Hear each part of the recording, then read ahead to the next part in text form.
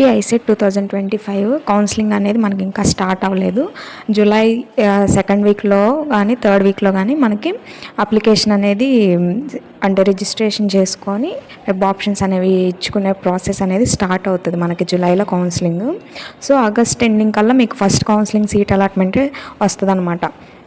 So నేను ఈ వీడియోలో చెప్పేది ఏంటి అంటే, చాలామందికి provisional certificate and transcript certificate కంపల్సరీగా ఉండాలా అని చాలామంది డౌట్ అనమాట కౌన్సిలింగ్కి. ఈ వీడియోలో నేను ఎక్స్ప్లెయిన్ చేస్తాను అనమాట. ముందుగా మన ఛానల్ని లైక్ చేయండి, షేర్ చేయండి, సబ్స్క్రైబ్ చేసుకోండి. ఇంకా వీడియోలోకి వెళ్ళిపోదాం. వీడియోలోకి వెళ్ళిపోదాం అనమాట. AP ICET 2025 provisional certificate and transcript certificate అనమాట. ఈ రెండు ఉంటేనే కౌన్సిలింగ్కి ఎలో చేస్తారా అంటే కాదు. ఈ రెండు లేకపోయినా కూడా మీరు కౌన్సిలింగ్ అనేది వెళ్ళొచ్చు అనమాట. ఎలా అంటే మనకి కొన్ని కాలేజెస్లో అనేవి ఇస్తారు, కొన్ని కాలేజెస్లో యూనివర్సిటీస్లో అనేవి ప్రొవిజనల్ ట్రాన్స్క్రిప్ట్ అప్పుడే రాదనమాట మనకు అసలు.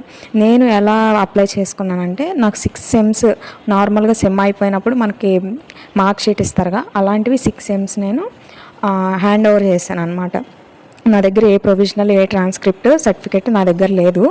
నేను కౌన్సిలింగ్ వెబ్ ఆప్షన్స్ పెట్టాను, నాకు యూనివర్సిటీస్లో సీట్ వచ్చింది. నేను కౌన్సిలింగ్ ఎలా ఫేస్ చేశానంటే, నన్నేమి ప్రొవిజనల్ ట్రాన్స్క్రిప్ట్ అడగలేదు. ఒకవేళ మీరు అడిగితే ఇంకా ఇవ్వలేదు, ఈ షీట్స్ అనేవి ఇచ్చారని మీకున్న 6 సెమ్స్ కానీ 8 సెమ్స్ కానీ ఉంటే ఆ మార్క్ షీట్స్ అనేవి చూపించవచ్చు అనమాట.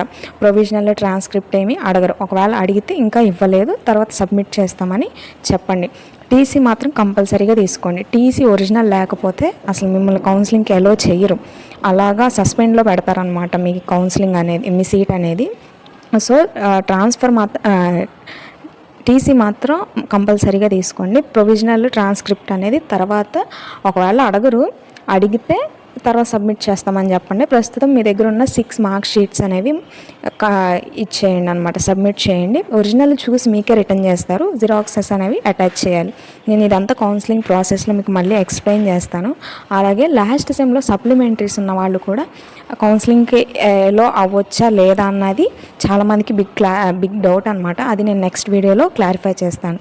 సో మన ఛానల్ని లైక్ చేయండి, షేర్ చేయండి, సబ్స్క్రైబ్ చేసుకోండి. ప్రతి ఒక్క ఇన్ఫర్మేషన్ అనేది మీకు హెల్ప్ చేస్తానన్నమాట. ఈవెన్ ఇప్పుడు మీ కాలేజ్లో సీట్ వచ్చేంత వరకు ఏమేమి ట్రిక్స్ యూస్ చేయాలా, ఎలా పెట్టుకోవాలా సీట్, ఏ కాలేజెస్ మంచివో, ఏవేవి కాలేజెస్లో ప్లేస్మెంట్స్ వస్తాయో ప్రతి ఒక్కటి అనేది నేను ఇన్ఫర్మేషన్ అనేది పాస్ చేస్తాను అనమాట. Thank you guys for watching this video.